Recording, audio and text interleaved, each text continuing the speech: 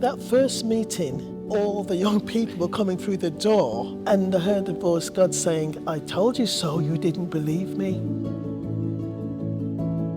So our story at Rea Church is a little unusual. Anchor Church was a bishop's mission order community, which means we didn't have a parish or a building. And so we were just praying quite intentionally about like a building that we could call home, and about just growing as a community that had spiritual parents and spiritual grandparents. I got a phone call from someone to saying, you know, you're looking for a building, you're praying about a building, you should meet the guys at St Mary's and Ambrose Church on the Pershore Road. I remember getting a phone call from Chris, and I thought, there's a strange person wants to look around the church. It won't be long. We'll just show him around the church, and that'll be it.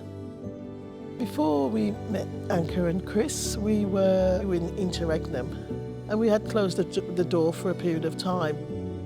And then like we felt God saying, come back down here and open the doors. And we said, well, even if there's 2 of us here on a Sunday, our doors will be open. And that's how we continued, and we prayed and waited.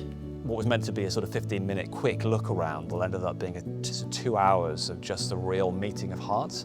Whilst we were praying for spiritual grandparents, diversity, building, they were there praying for young people and music. And we were like, well, we've got young people and music. And you said, well, you know, we'd love to be spiritual grandparents, and there's a building. And it felt like there was an answering of each other's prayers. It's cold, it's leaking, all of those things. That's not what anyone first feels when they come in here. They come in and like, this feels like home. This feels peaceful. It feels like there is prayer in the bricks of this building somehow. It was our first Sunday of coming together, and to be fair, I thought, what have we done? But by the second week, we agreed that we got to give it time to change and to get used to it, and we did, and God firmly said that we all belong here together, and this is where we're going to stay.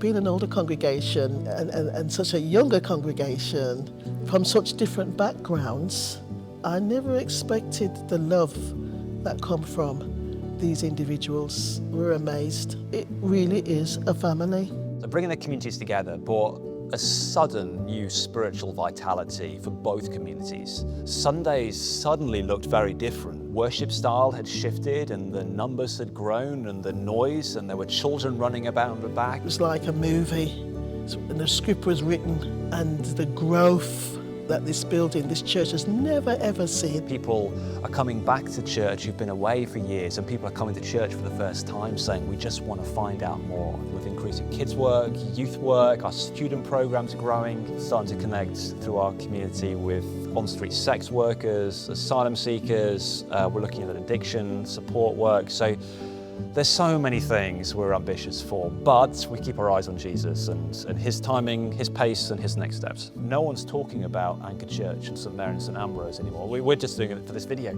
But we talk about Rea Church. We talk about we're one church family, we're one church community, and we see it that way.